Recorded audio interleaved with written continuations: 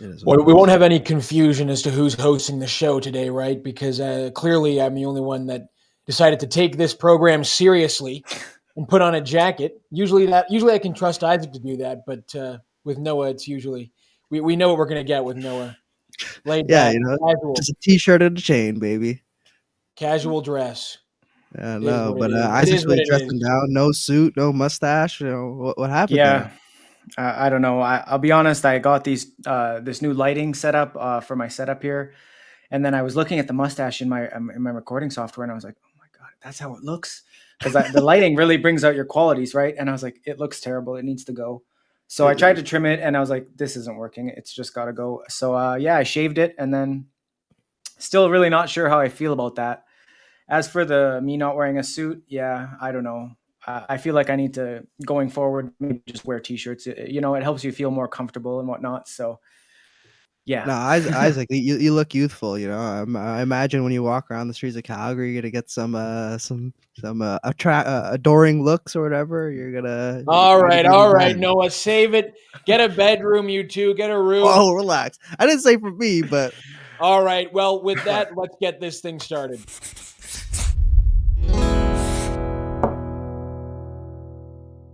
All right, let's get this thing started. So, the big news this week. Well, actually, before I get into that, you have to cut me some slack. I don't always host this program, and I was about to just start the program without introducing my guests here. We've got Noah Jarvis, a journalist, Toronto-based writer with us at True North, and we've got Isaac Lamoureux, who's also a writer. I believe we're calling him the Alberta correspondent at True North, but also he is starting Alberta Roundup on his own this Saturday, Isaac.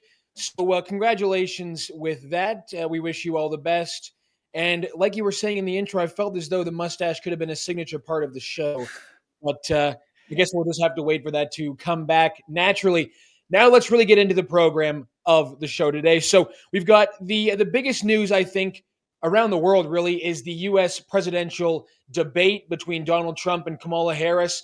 And I think besides any of the policy, besides any of the actual content of the debate, the big thing that stuck out was it wasn't even a back and forth really. It was Donald Trump saying that the poor cats and dogs of Springfield, Ohio, a town not many people thought that we might be talking about on this show, the cats and dogs are being eaten by Haitian migrants.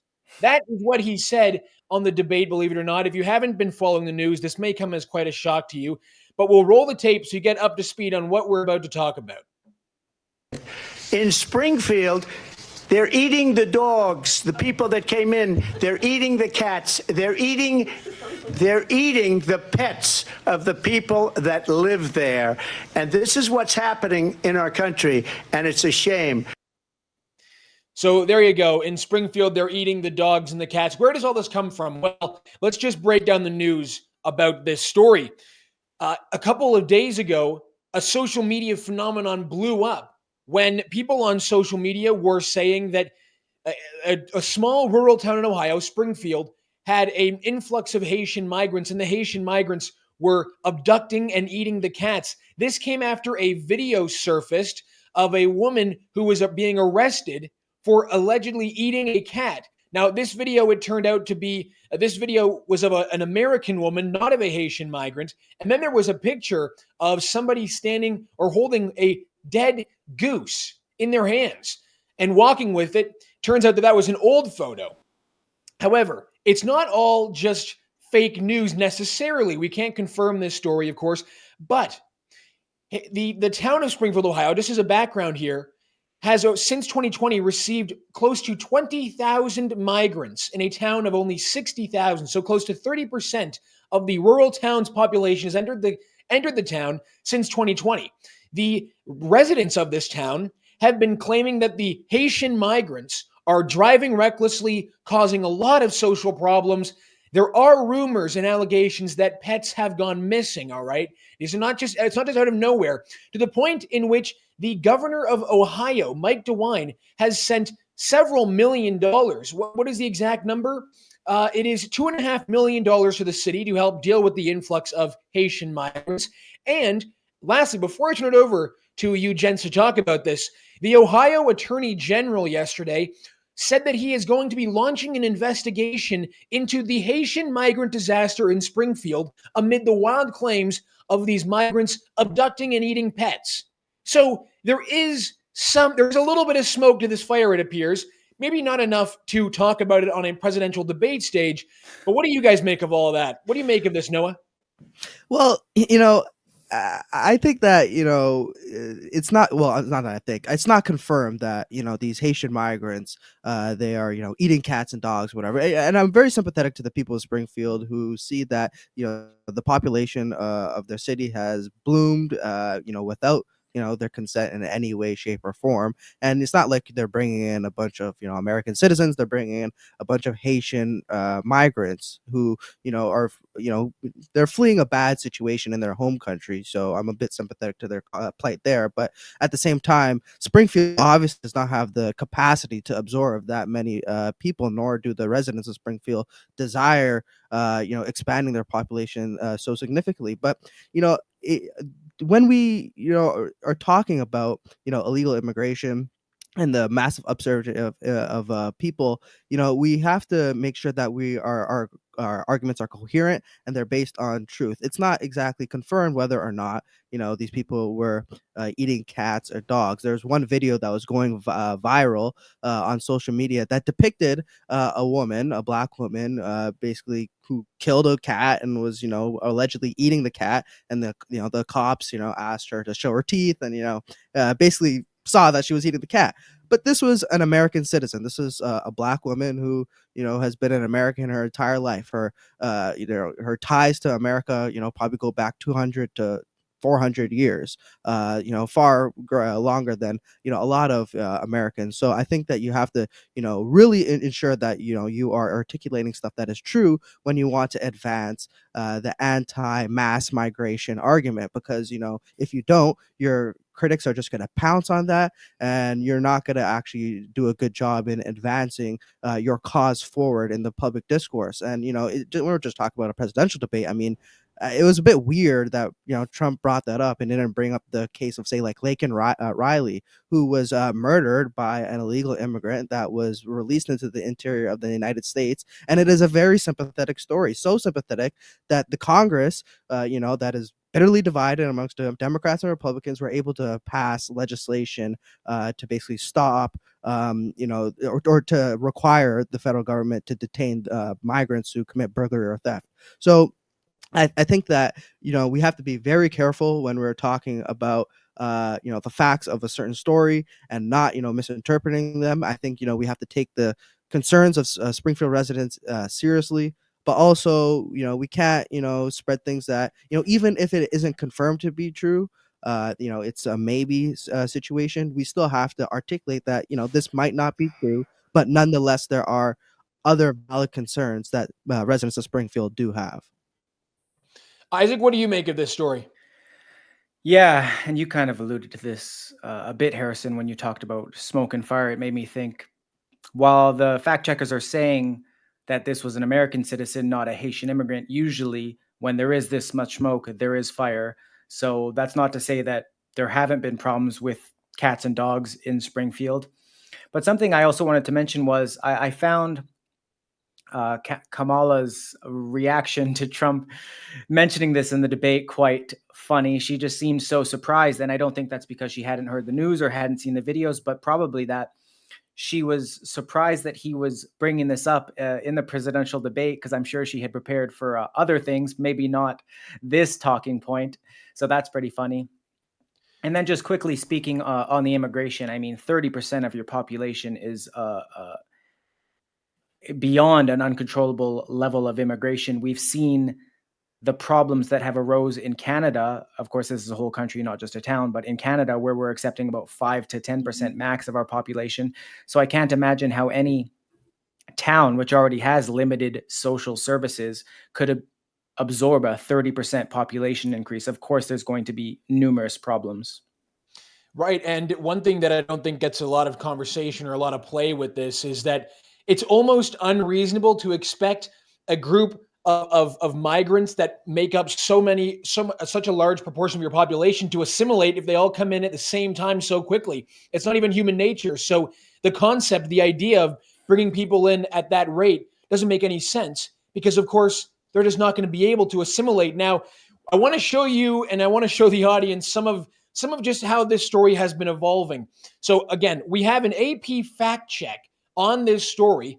That's just like what the debate moderators were doing all night during the debate against Donald Trump, fact checking him, while AP came in and produced this fact check on the Cats and Dogs Ohio story. So you can see that there. It's Reuters, excuse me, not AP.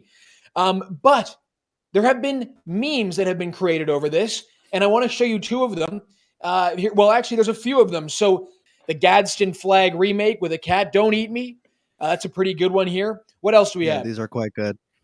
Remember when illegal aliens who ate cats was fiction? Good times. This is just unbelievable. And here we got a cute little pug with the same sort of idea.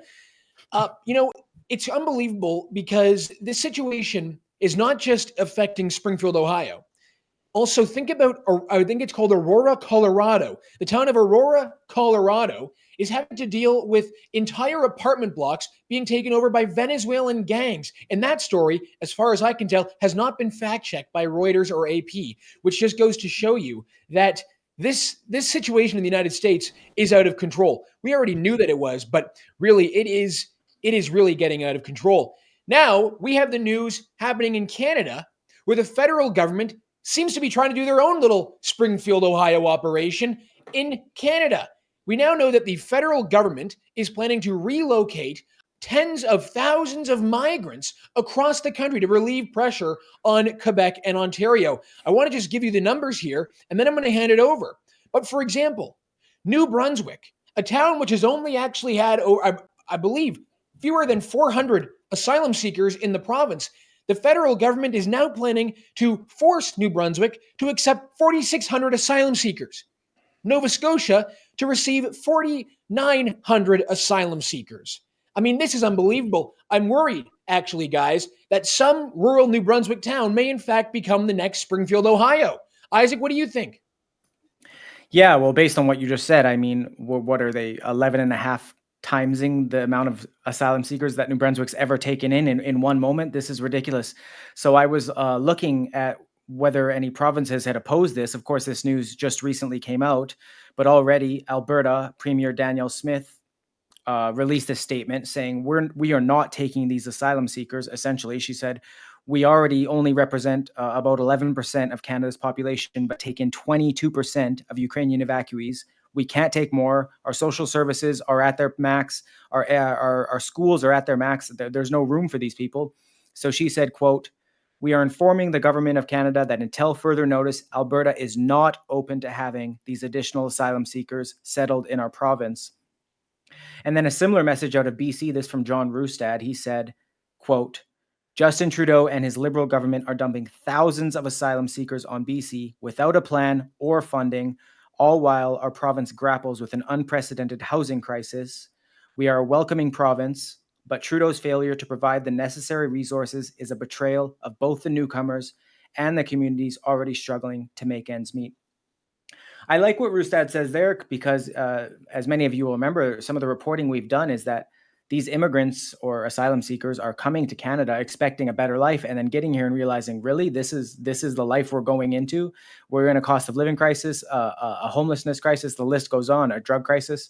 So we really want to have a welcoming and a place where these asylum seekers or immigrants can come to and actually build a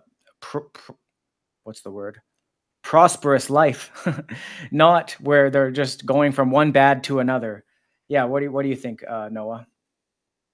Yeah, I mean, I am a little sympathetic to the idea that we do need to, like, if we are going to take in asylum seekers, which we probably should probably balance it out so that Ontario and Quebec are not, taking in the lion's share or just like all of the asylum seekers. I mean, I remember last year or it was 2 years ago when we had a lot of Haitian migrants in downtown Toronto who were basically just sleeping on the streets, and this was like a problem that was more or less reserved for Toronto. So I'm sympathetic to the idea that we need to, spread out the people that come into this country if we are going to accept in this many asylum seekers. But there's a couple problems.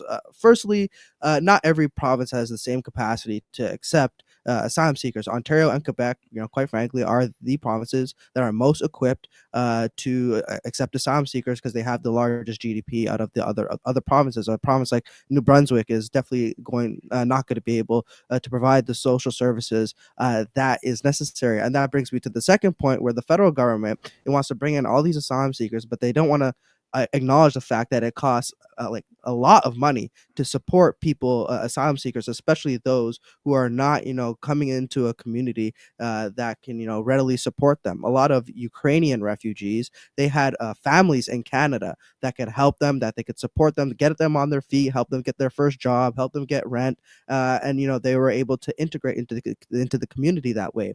A lot of the time, when you're just arbitrarily, uh, you know, throwing people across the country, you're not really throwing them into communities that have the private means and the public means in order to accept them. So you create these divisions in the community. That's one of the reasons what's happening in Springfield is that there's not. I'm pretty sure there wasn't a great a lot of Haitians in Springfield before all those migrants came in, and it's the same thing around the country. If you don't have those communities that is able to support these migrants, they're going to be entirely reliant on the government, and the federal government doesn't have the money.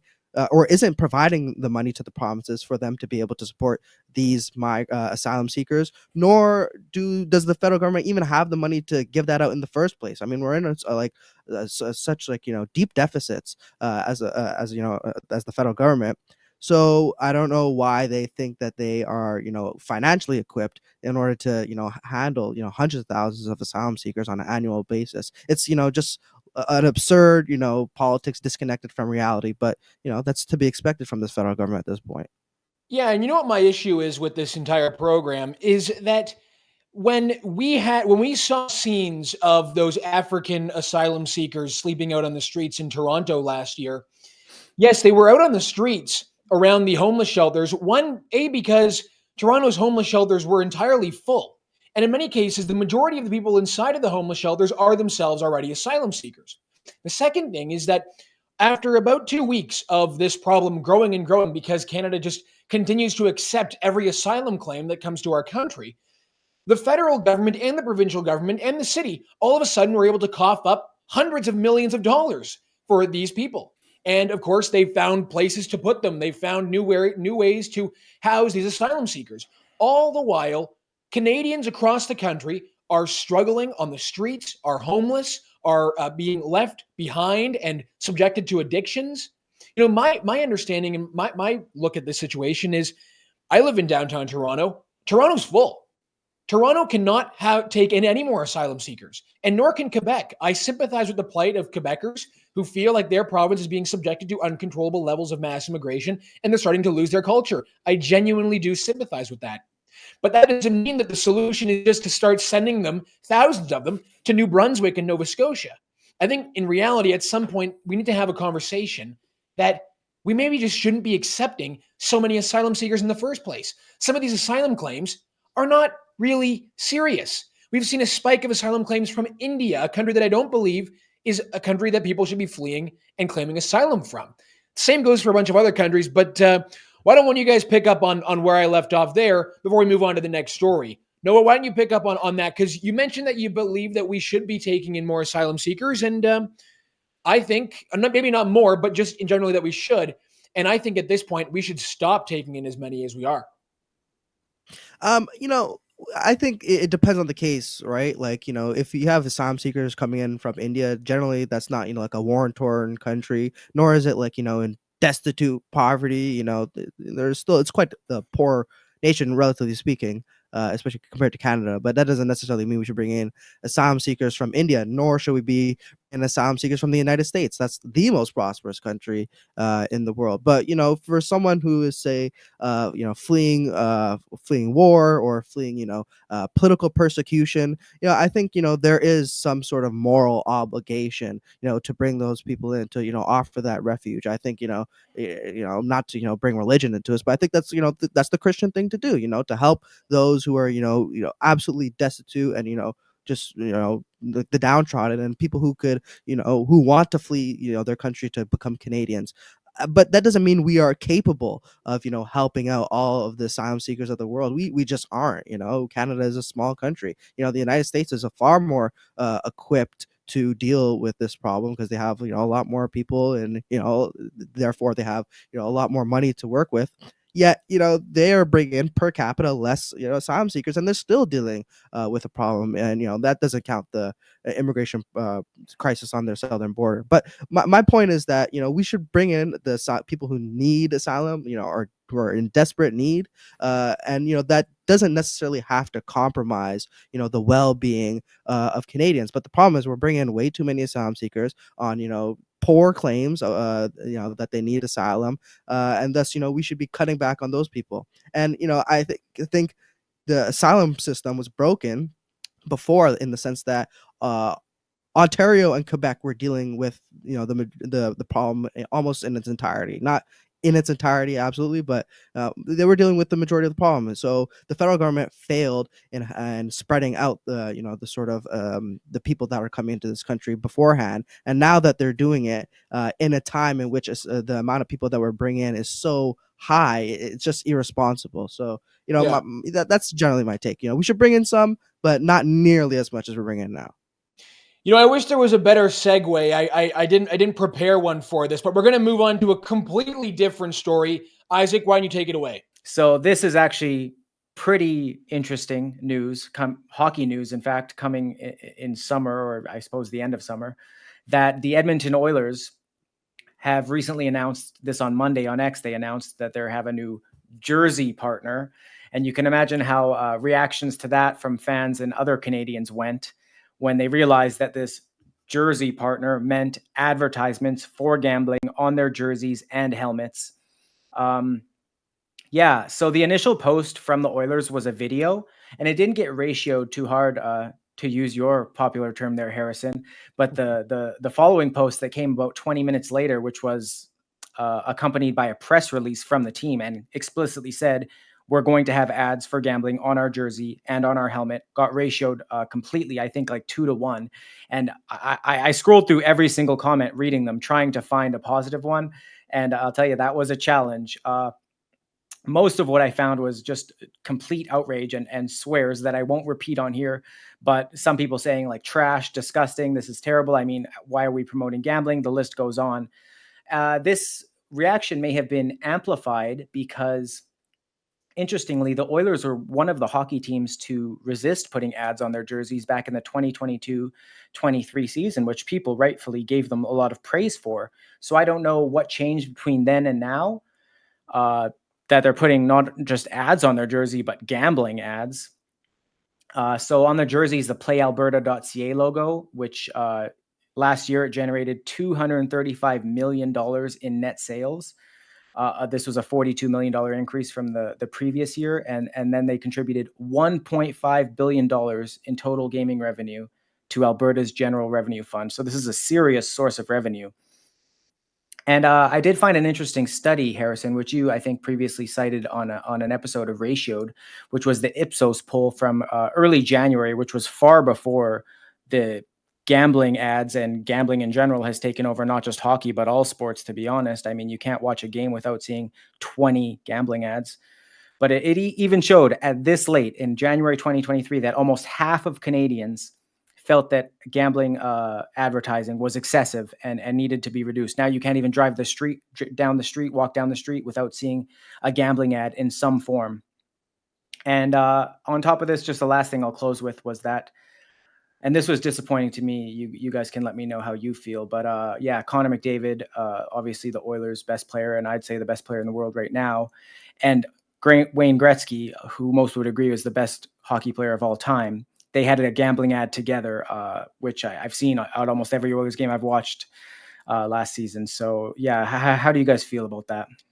Noah, why don't you take this one? Yeah, basically, my take on gambling ads is that look, generally I'm a libertarian. I think the market should do what it wants, and that's how we should govern our economy. With that said, there is a place for regulation, and I'm not like a complete libertarian in the sense that the market should just do what it wants, and I do think there's a place for the regulation of gambling ads, and when you have sports entities that are immensely popular, not just with adults but with children, that are in its commercials promoting gambling to the youth. I mean, that is exploitative. There's a reason why on, say, like Teletoon or like Cartoon Network or whatever, we limit what sort of ads those types of channels are allowed to play, because that is programming for children. And similarly for sports, that I've been watching sports since I was 4 years old. If I had been exposed to incessant gambling propaganda, not just in the commercials, but on in the advertisements in the stadium, and then they put the advertisement on the ice or on the court, for me, basketball, or and they're going to start putting the gambling ads on the jerseys. I mean, when you buy a jersey, you might even have the gambling sponsor on the jersey. I think that has an immense psychological effect on people, especially younger people who are, grow up, they're 12, 13. It's like, oh, I can't wait to gamble. Like, you shouldn't be anticipating to gamble, and you shouldn't be promoting this to children. This should be cornered off. It's sort of like alcohol, or going to a casino. It's cordoned off. You go somewhere to gamble, or you go on your app where you have your age limits or whatever. But to be promoting it on sports events just so brazenly, you have major stars. Before the podcast, you're talking about how Connor McDavid, I think, and Wayne Gretzky, they did a gambling ad together. I mean, like, that it's a bit foreign to me in basketball. It's like if LeBron James and Michael Jordan did an ad together promoting gambling, that'd be like, it'd be very memeable. It'd be like kind of impressive, but also it'd be kind of like, wow, this is what makes them come together. Not love of the sport, love of the game, or a bit of a nicer sponsor like Gatorade. I don't know, like, So it's gambling. It seems a bit icky. So, no, I've got bad news for you, because LeBron James is a partner at DraftKings, a sports book, and has been doing gambling ads. Like, all of No, these you're guys are right. doing gambling ads. And I You're find right. that this is really where the libertarian argument falls apart, in my opinion, because we have basically allowed this industry to dominate sports, to take over not just sports, but also every other aspect of people's lives. And on a mental health aspect, this is a disaster, in my opinion. Promoting gambling, enticing addiction for the state to make money, for the province to make money. And that's really what this is, right? Doug Ford came to power on a promise to legalize sports gambling in Ontario. I think many other provincial governments have done the same, and the federal government is getting in on the mix. And there's nothing conservative about this, in my opinion. There really isn't. And you've basically allowed hockey and the kind of culture around hockey that was so deeply ingrained into Canadian culture to be corrupted by this. It dominated Hockey Night in Canada, an institution in our country. They've taken one of our national heroes, forget hockey, but just in general, one of our national icons, Wayne Gretzky, and made him a shill for an American gambling company. They've taken great television shows and television series like Trailer Park Boys, for example. They turned those guys into gambling advertisements as well. So we're kind of going to, I think we are going to end up in this place where, Ontario and the rest of the country is going to end up like those towns in the UK, where on the UK high streets, you have a vape shop followed by a bookie. And then, there's maybe a booze shop. And it's just those three shops, one after the other after the other. We won't have the shops because it'll all be online. But that's kind of the attitude we're promoting here. And so to see the Oilers crumble on this, to crumble to the idea of even placing an advertisement on your jersey, which I find to be awful in the first place, but to make it a gambling ad is hardly surprising, unfortunately. But it is deeply disappointing. Isaac, I'll give you the final word on this since you brought it up, and you're an Oilers fan. Yeah, I just wanted to clarify some things that the Oilers said, which, of course, as I think I mentioned already, this would only be on their home jerseys and home helmets, but also that, as far as I understand, if you just go to Sport Check, say, and buy a jersey, this ad will not be on it. as far as I understand, it's just on the jerseys that the Oilers are playing with. So it's not like we're being subject to more gambling ads. I mean, they're already virtually on the ice and on the boards, and soon they'll be just replace the players with like just every casino chips on the boards. And I mean, really, it is sad. And then it's everybody, right? It's LeBron James and Connor McDavid and Austin Matthews and all of the big guys. It'll all be the legends too, but it's deeply disappointing. But also, let's see where it goes, because when I made that video, Isaac, back in however many months ago it was, all the comments were saying, let the market be the market, leave the free market be, let this go, just stop stop trying so hard to stop this, let it just go. So let's see what happens. Let's see what the people have to say, because I think the majority of people, as that poll indicated, think that this is getting out of control. Noah, why don't you take us away with the final story?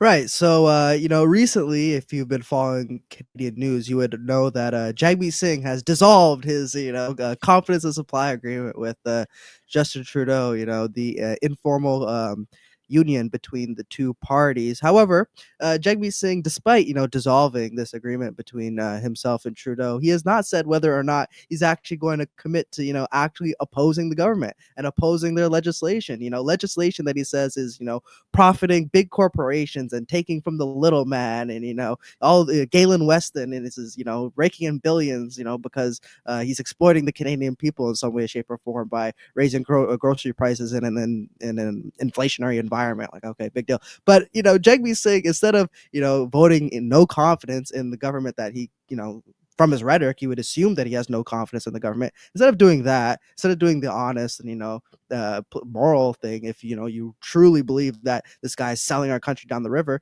he's going to vote on a case-by-case basis. He says that he will not be calling on the government to fall.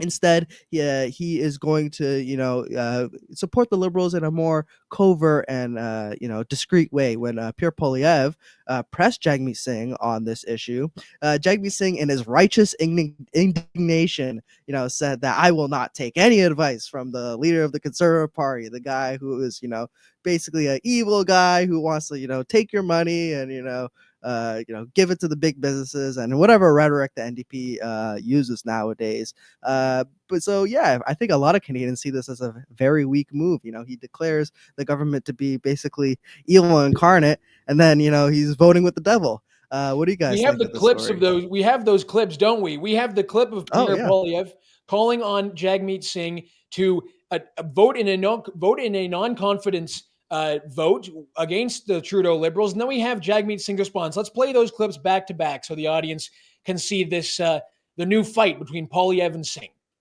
So I have an announcement and a challenge. I'm announcing that Common Sense Conservatives will put forward a non-confidence motion at the earliest possible opportunity. And I'm asking Jagmeet Singh and the NDP to commit unequivocally before Monday's by-elections. Will they vote non-confidence to bring down the costly coalition? I'm not going to listen to you, someone who wants to destroy our healthcare system, who wants to hurt seniors by cutting their pensions, someone who wants to attack workers, someone who wants to strip away dental care from seniors. What kind of person wants to strip away dental care when seniors have just gotten it, when kids are receiving it? Who wants to take that away from them? I'm never going to listen to someone like that. So no, I'm not going to listen to your advice. You want to destroy people's lives. I want to build up a brighter future. Lots of drama in Canadian politics. They really know how to turn up the emotion. Isaac, what have you made of this new development in Canadian politics? Yeah, there's so many different things I want to share because this is such a deep topic if you really look into it. But just starting off, I mean, of course, Pierre Poilievre has gone as far as issuing a statement essentially saying that this is a political stunt because we know Singh won't actually do anything. And just getting into the parliamentary aspect of it. So to have a majority say in parliament, you need 170 seats out of 338. And the Liberals have 154 seats, while the NDP have 24 seats, which would give them 170 if they vote together. The Bloc Québécois have 32 seats. So as you may have seen, if you've watched any of Poilievre's recent press conferences, he was starting to shift the onus to the Bloc Québécois, saying, well, are you going to prop up the Liberals now? Because if the Bloc votes with the Liberals on anything, they don't need the NDP. They can become the new coalition, even if Jagmeet Singh steps aside. Another interesting part is, look, we've seen the polls. The Conservatives are surely destined to win the next election if it were to happen anytime soon, and the Liberals would be a second-place party. That means the NDP would remain a third-place party. So for Singh to turn against the Liberals, he'd essentially have to determine, I'm going to get more out of a deal with the Conservatives than I think I'm going to get from the Liberals, which I don't know that he's come to that realization, which may be why he's not wanting to call an election. Do you guys think that might be the case? Yeah, Well, I think go ahead, that, Noah. I think that despite, Jagmeet Singh's rhetoric, he does not want to call an election. If you look at the donation records from these parties, the NDP, they are not doing well, when it comes to being able to collect donations. The NDP is a party that is chronically in debt pretty much after every election. They're basically in debt, and they're still working through that. And ultimately, the polls are not showing that the NDP has been gaining from their decision to pull out in the confidence supply agreement. I think Singh's gamble was that he's going, pull the confidence supply agreement. He's going to, articulate himself more as an opposition leader than rather, just another sort of like liberal NDP sort of MP. And then, that is going to sort of, his opposition to Trudeau is going to help, bring support behind his party. But it seems like that is not happening. Even some polls are showing that the NDP are down. So maybe even the opposite is happening. So, Singh is not benefiting from this, from pulling out of the agreement. So if he's seeing no benefit in the polls, he's not going to pull the trigger on an election.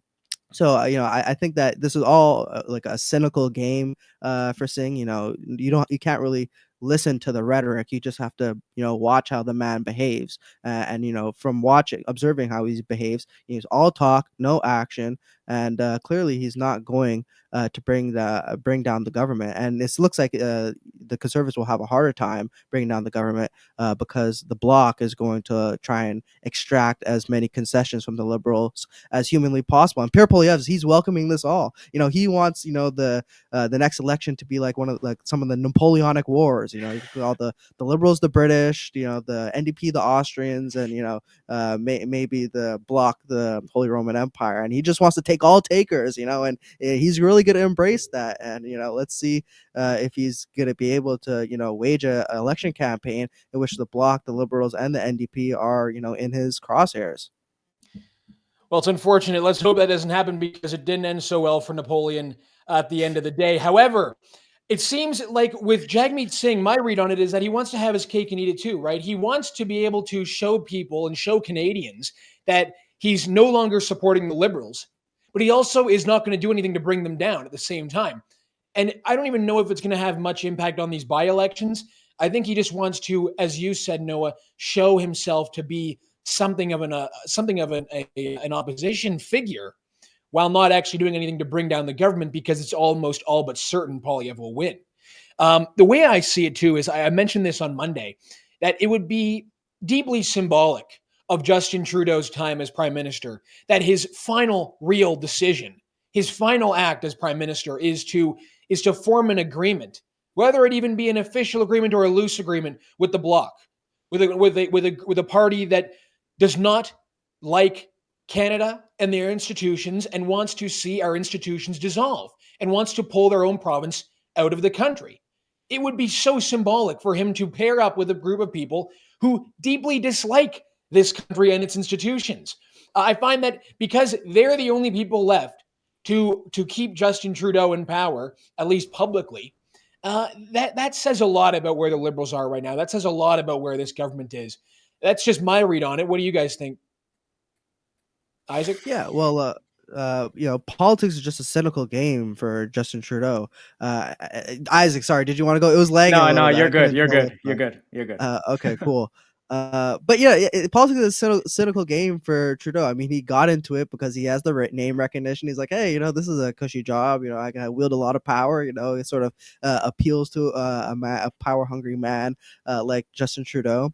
When it comes to the agreement with the NDP, that was also a cynical ploy just to keep his government in for as long as possible. His government is marked by just making cynical decisions. He in 2015 he campaigned on electoral reform. What does he do?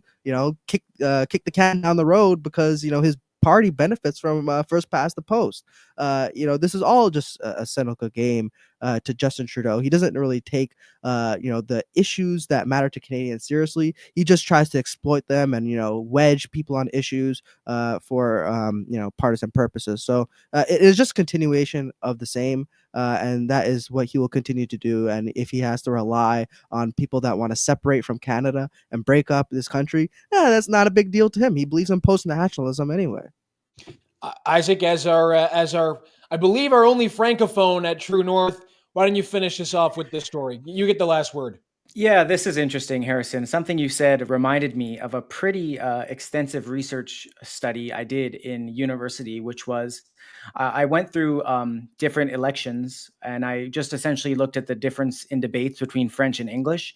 And during my literature review, I actually read an entire study about how Quebec sees Justin Trudeau not as a Quebecer, but as an outsider. So they don't like him.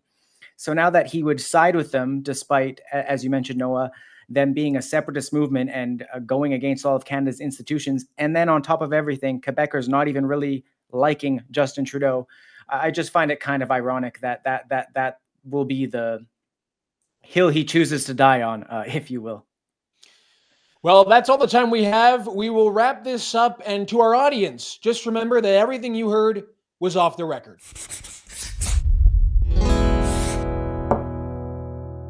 Really disappointing because halfway through the show, I realized I missed an excellent segue opportunity from the gambling story to the Jagmeet Singh story to say that if you were a betting man, you wouldn't want to be putting any money on Jagmeet Singh's success. Could have been good. No, I mean, why would you bet on a guy who is a socialist who wears Rolexes and carries Versace bags? It's almost like betting on the shortest guy in the basketball gym to dunk. It's stupid. But yeah, no, Isaac, I didn't know you were a francophone. I guess I should have got from your name Lamoureux. Is that how it's pronounced? Yeah, it is. But I'm not a francophone. I am French, but my first language is English because I'm like a 12th generation Albertan. So the French was lost long ago. I learned it in school, and I mean it's a long story. One thing I did want to mention though was well, I take that back. My apologies. I thought you were a francophone. The pronunciation of Poilievre, you had me fooled there, Isaac. Yeah. I'm a pseudo francophone because I can speak perfectly fluent French. So, but you should go back to Quebec, become the premier, and fix that province right up, man. They're especially with their COVID policy is terrible. You can fix Quebec, make Quebec great again. Okay, yeah. Something interesting we didn't mention about Singh was he's really trying to turn it in the public eye that, it's me against Poilievre now. It's the Liberals aren't even in the race. It's who do you want, the NDP or the Conservatives? It's like, no, you're still polling well in third place. You're not really in the race at all. And I don't think these recent actions are going to help you enter the race, essentially. Yeah, to me, it seems like a one-horse race. Well, let's let the audience enjoy their weekend. It's Friday afternoon. Go ahead, enjoy the weekend, and thank you so much for watching.